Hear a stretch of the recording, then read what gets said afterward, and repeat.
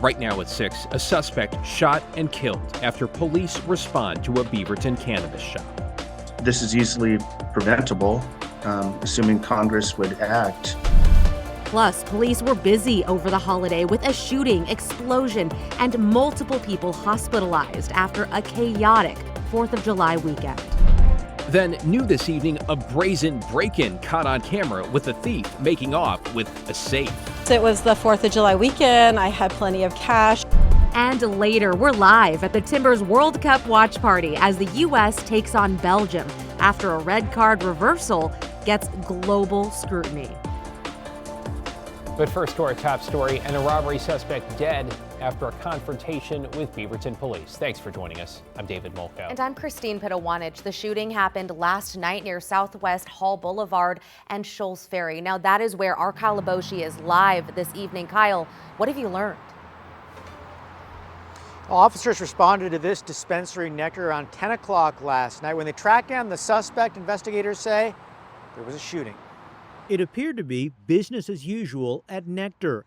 Less than 24 hours after an armed robbery and shooting, the Beaverton dispensary was back open.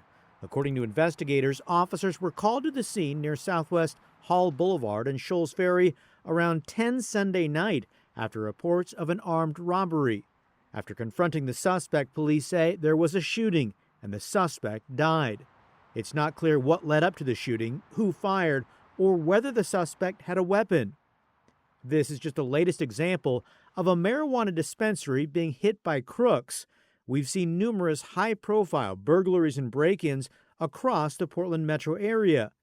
2 weeks ago, Senator Jeff Merkley of Oregon reintroduced the Safe Banking Act, aiming to give the cannabis industry access to traditional banking services. This is easily preventable, assuming Congress would act. Industry consultant Bo Whitney of Whitney Economics argues that if cannabis operations could operate like other businesses and not have to rely so heavily on cash transactions, communities would be safer. It is a cash-heavy industry, and that's what makes it such an attractive target for unsavory types. Back at Nectar, employees say none of their coworkers were injured after Sunday's holdup and shooting.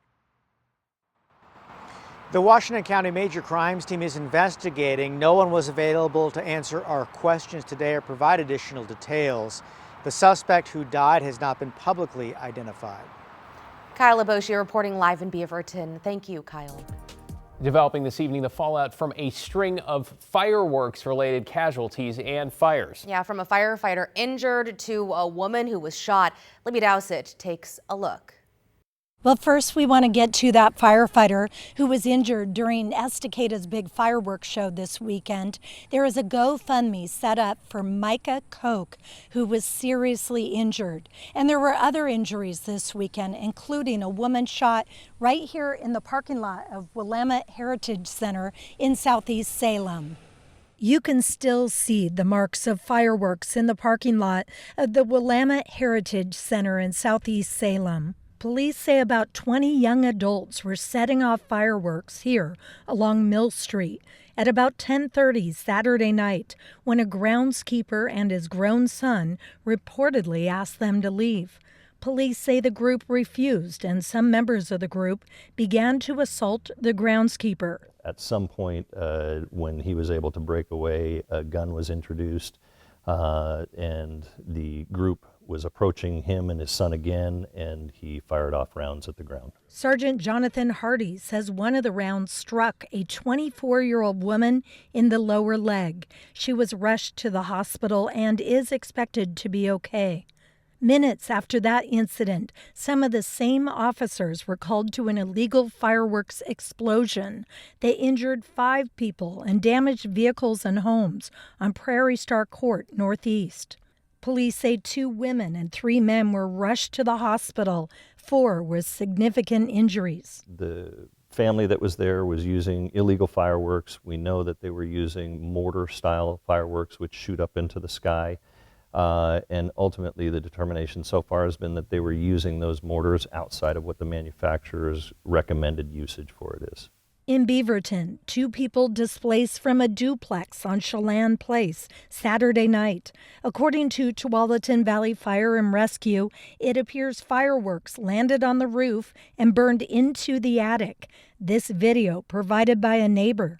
The residents themselves were not participating in illegal firework activity, but even while our fire investigator was on scene, there was heavy fireworks happening all around. Portland Fire and Rescue also responded to a suspected fireworks fire that burned some greenery up on a roof, but no one was injured or evacuated. And finally, firefighters asking for space as they tend to one of their own, Micah Koch, injured in that fireworks show in Estacada. In a statement on the Estacada Fire District Facebook page, the department said incidents like this, quote, impact families, friends, co-workers, and the many people who care deeply about those who serve. And we got word late today that Koch is a certified pyrotechnician who's worked this event for 4 years. If you want to help him and his family, we have a link to his GoFundMe on KGW.com. In Southeast Salem, Libby Dowsett, KGW News. In your headlines this evening, a whole lot happening across the area, as you just heard, but Portland police in particular say they were busy this weekend. Officers responded to a downtown protest, along with multiple shootings and reports of street takeover attempts. Police also say they cleared drivers who stopped on the Markham Bridge to try to catch the fireworks. Definitely a resource strain is folks stopping on the Markham Bridge to watch the fireworks. We certainly discourage people from stopping on a major interstate to watch fireworks, but we had a number of cars stop on the freeway, and so that required us to send resources up there. And what this highlights for me is the importance to recognize the role of police in the public safety system. Now, police also say that their extra staffing likely helped prevent more violence across the city. Officers also helped reunite a lost 4-year-old boy who got separated from his family during festivities at Waterfront Park. In Lincoln City, police say 8 people are facing charges after fireworks sparked a blaze near a residential area. The fire closed roads and prompted some level 1 be-ready evacuations. Check out that. Firefighters working for hours to contain the flames, with crews sticking around to monitor hotspots.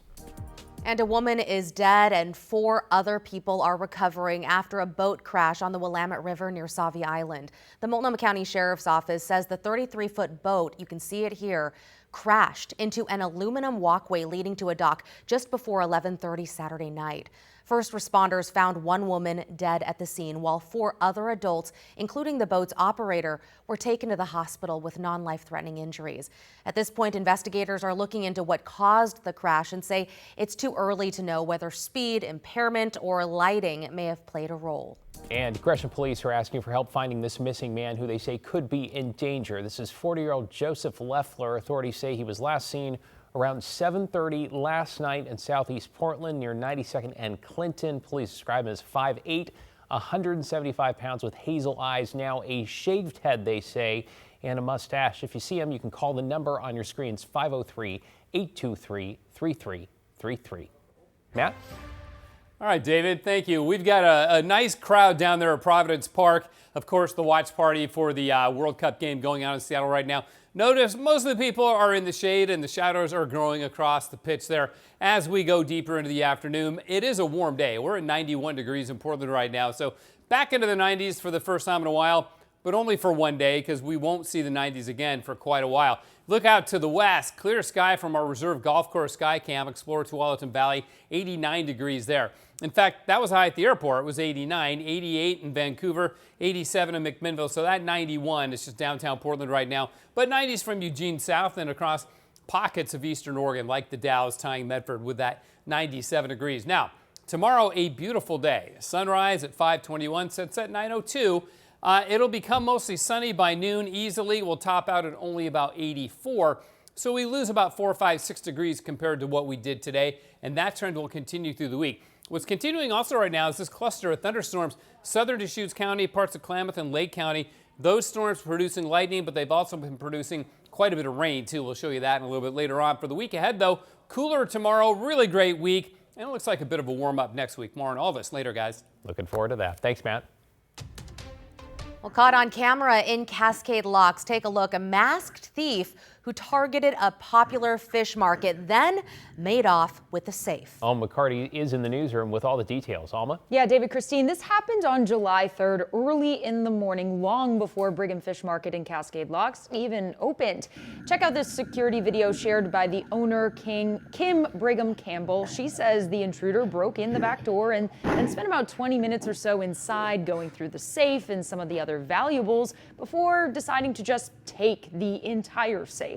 Brigham Fish Market looking at an $8,000 loss. Kim told us that, she doesn't recognize the man in the video and definitely feels a sense of uneasiness, especially since this is the second hit in just a couple of months.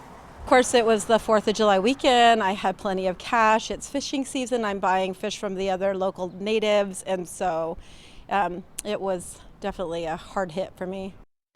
The Hood River County Sheriff's Office confirms the break-in and safe theft. They don't know who the suspect is at this time. The owner says her insurance company is offering a $5,000 reward for the perpetrator's arrest. David, Christine? Yeah, really feeling for that business owner and hoping someone knows who that is. Alma McCarty reporting. Thank you, Alma.